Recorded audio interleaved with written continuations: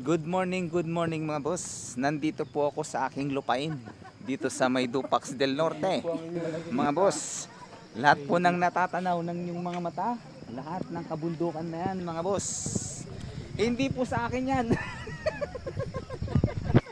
Joke. Ayan, napakaganda po ng view rito mga boss. Ayan, nandito po tayo sa Sea of Clouds. Kaso nga lang, na-scam tayo. Konti lang, hindi siya cloudy.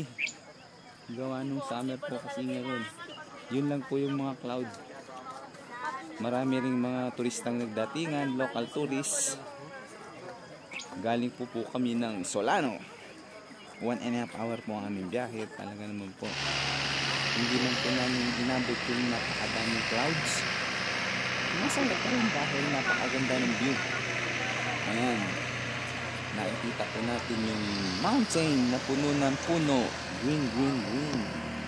Diba? At malayo sa sa syudad. Walang kapulusyon, diba? Ayan, nandun pa po yung iba. Kanina kami lang yung kauna-unahan dumating.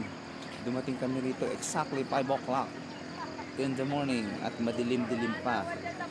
After 1 hour, ito na po ang senaryo at madami na pong nagdatingang mga turista. Alright, mga boss. Ayan, at may pakapit pa si Kapitana doon. Charot.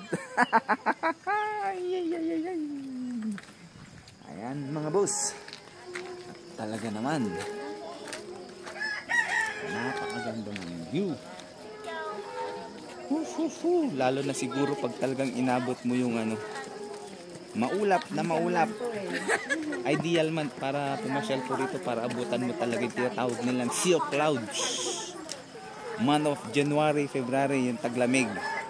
Ano po kasi tayo ngayon summer kaya talagang hindi po natin expectin na madaming clouds. Pero ganun pa man mga boss, masaya pa din, di ba? Dahil mabubusog pa rin yung ating mata sa ating mga nakikita. Napakagandang tanawin ng Dupax del Norte dito sa Nueva Vizcaya. Napakaganda po ng aming probinsya. Alright, ito po ang aming province, Nueva Vizcaya. Bye-bye!